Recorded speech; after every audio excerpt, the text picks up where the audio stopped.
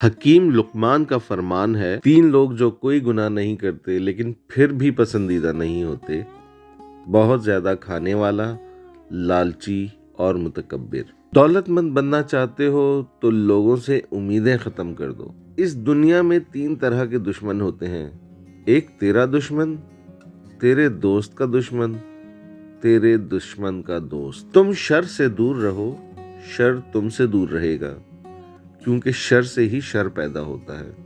زبان کے شر سے محفوظ رہنا چاہتے ہو تو خاموش رہا کرو۔ عقل مندوں کی صحبت اختیار کرو، یہ مشکل وقت میں تمہاری مدد کریں گے۔ انسان کو سب سے زیادہ تکلیف تب ہوتی ہے جب غلط انسان سے اپنی امیدیں جوڑ لیتا ہے۔